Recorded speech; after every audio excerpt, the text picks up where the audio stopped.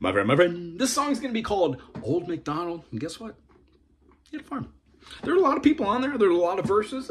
Piggy go oink oink, cow go moo. You get the story. Here we go. We're going to be playing in the key of G. G major, A minor, B minor, C major, D major with that little crux. Keep that E string open while barring these three. It's a bar chord, B, A, double R, E, but it's partial. We're going to go to a E minor. Now, E minor has all the same characteristic notes that G major does. It has the F sharp. They share the key signature. So G major is essentially a lot like E minor. We'll talk about that later. And then our last chord in here is going to be a C sharp, not a C sharp diminished, an F sharp diminished, which goes back to G. But that chord can also be played like your famous D7. 7-1. So for this song, we're quite literally going to add just the G, a C major, and an F major. That is incorrect. A D7. So it's one note up. I would never play like this because it doesn't feel comfortable for me. Some people do. I like to play my D7 with these two fingers because A7 generally goes into D7 a lot. So what we're going to try and do here is just do the beginning with a G, G, G, G, C splits with G, hold it, G to D7, back to G. Let's explore that.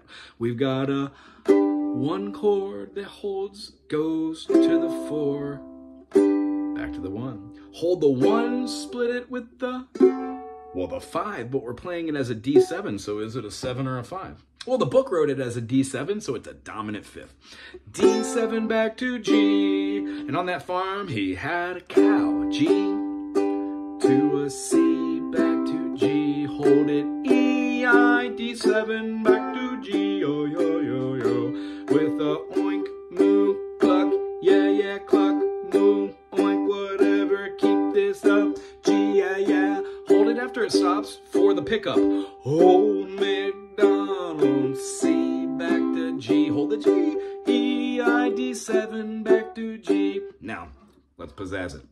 You can play it in 4/4 with all downstrokes, but the concept is if you throw it down, up in there every once in a while, you get an 8th note trill. That's great. You can even do 16th. Checka, checka, chow. We would count that 1 and 2 and 3 and 4 and 1. 16ths, 1E and a 2E and a 3E and a 4E and a 1. So when we do that, let's try doing quarter notes, an 8th note, and a 16th note. Here we go. Well, old McDonald had a farm, E-I-E-I-O, 2, 3, again.